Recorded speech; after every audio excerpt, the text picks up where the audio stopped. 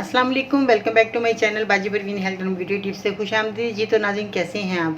उम्मीद करती हूँ बहुत ज़्यादा आप खैरियत से होंगे और मेरी दुआएं आपके साथ हैं। मौसम बहुत ज़्यादा खुशगवार हो रहा है, हर जगह बादल छाए हुए हैं और बहुत ही मज़ा आ रहा है, क्योंकि मौसम जब बहुत ज़्यादा अच्छा होता है तो बहुत ही अच्छा लगता है। तो आजकल मौसम के हवाले से भी हम बात करेंगे और इसके साथ मैं आज आपको जो नुस्खा बताने वाली हूँ उसमें किडनी में पथरी हो जाना और इन्फेक्शन बहुत ज़्यादा हो जाना। तो इसमें जब इन्फेक्शन हो जाता है तो मरीज़ बहुत ज़्यादा परेशान होता है। और इसके अलावा मैं आज तफसील से किडनी के बारे में बात भी करूंगी कि हमें पथरी क्यों हो जाती है और क्या दवाई आपने इस्तेमाल करनी है और किस तरह इस दवाई को इस्तेमाल करने के बाद आपने जो और अमल करने हैं वो मैं आज आपको बताऊंगी। मेरी वीडियो के अंत तक देखना है, सुनना है, ताकि आपकी परेशानी घर बैठे ही दूर हो जाए।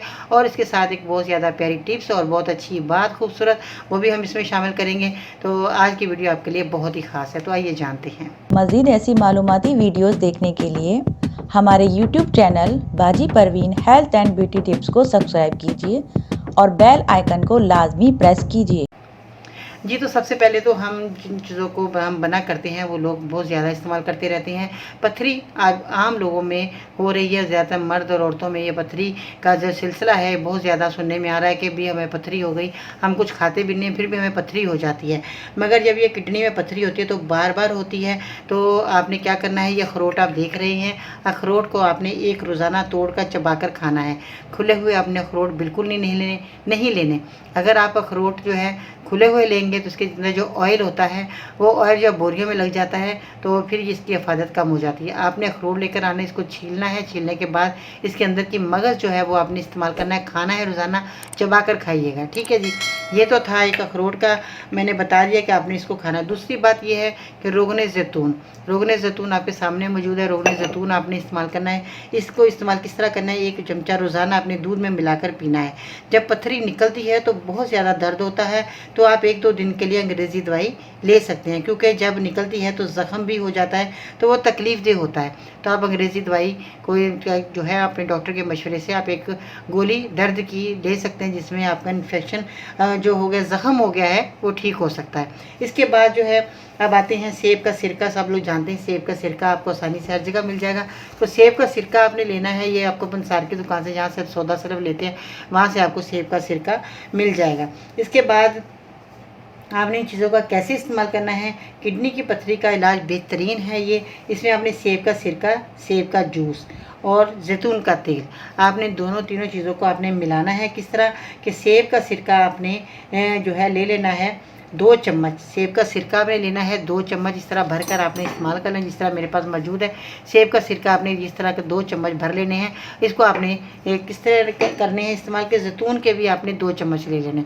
2 चम्मच आपने जैतून के तेल के, 2 चम्मच आपने सेब का सिरका और 2 चम्मच आपने सेब का जूस, ये मिलाकर आपने पीना है। और यकीन जाने जैतून का तेल आपने ये भी आपने इस्तेमाल करना है कि जैतून का तेल का आपने 1 चम्मच भर लेना है। इसको दूध 1 गिलास ले लेना है। दूध के अंदर आपने जैतून का तेल मिलाकर रोज़ाना रात को सोते वक्त आपने पीना है। जैतून का तेल जब दूध में मिलाकर पियेंगे तो पत्थरी रेज़ा रेज़ा होकर निकलेगी। ये तीनों चारों चीज़ें आपने इस्तेमाल करनी है। अखरोट भी आपने चबाकर खाना रोज़ाना, और ये अपने जैतून का तेल और जो सेब का सिरका, सेब का जूस आपने मिलाकर पीना है। 2-2 चमचे ही लेने, ज़्यादा नहीं आपने भर भर के लेने, 2 चमचे ही आपके लिए काफ़ी है। तो आपने ये 6 चम्मच आपके पास आ गए, इसके प्याली में डालें और इसको आपने पी लेना है। ठीक है, खाना खाने के बाद आप पिएँ। तो ये बेहतरीन दवा है, बहुत ही फ़ायदेमंद दवा है और बहुत सी तजर्बे से गुजरा हुआ नुस्खा आज मैंने आपकी खिदमत में पेश कर दिया।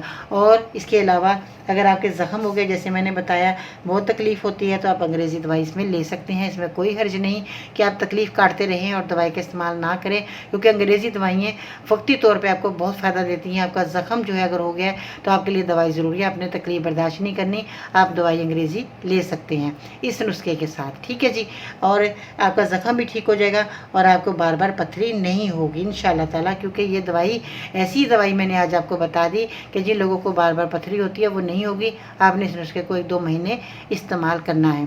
जब 1-2 महीने आप इस्तेमाल कर लेंगे तो आपको बहुत ज़्यादा फ़ायदा होगा और आपकी पथरी बार बार नहीं बनेगी। ठीक है जी, ये तो था बहुत ही कारआमद, बहुत ही तजर्बे से गुजरा नुस्खा। कम पैसों में आप घर बैठे ही अपनी दवाई को तैयार कर सकते हैं, और दवाई को तैयार करने के लिए आपके पास टाइम भी बहुत कम लगेगा और आपके पैसे भी कम लगेंगे। ठीक है जी, ये तो था एक मुफीद कारआमद नुस्खा। अब आती है बहुत ही कारआमद और बहुत ही अच्छी खूबसूरत बात जो कि वो ये है कि तालीम का पहला असूल ये है कि अपनी आवाज़ नीची रखिए और अपने अल्फाज में एहतराम पैदा करें। ठीक है, ये तो थी खूबसूरत बात। अब आते हैं बहुत ही खूबसूरत टिप्स की तरफ। अगर घर में आप मलाई का घी बनाना चाहते हैं तो आधी चम्मच मेथी दाना डालकर उसको पकाएं तो घी में खुशबू अच्छी आएगी और घी ख़राब नहीं होगा। आप जितनी देर मर्ज़ी घी को रखें तो आपका घी बेहतरीन रहेगा और वो ख़राब नहीं होगा। ठीक है जी, देसी घी बनाने के लिए बेहतरीन मैंने आपको टिप्स भी बता दी। जो लोग देसी घी घर में बनाना चाहते हैं तो वो मेथी दाना ज़रूर उसमें डाल देंगे, तो आपके मेथी दाने की वजह से आपके घी की रंगत भी खूबसूरत हो जाएगी और आपका घी ख़राब नहीं होगा, स्मेल नहीं आएगी। ठीक है, अपना बहुत सारा ख्याल रखिएगा। इसके साथ ही बाजी बरीम को इजाज़त दीजिएगा। अल्लाह निगहबान।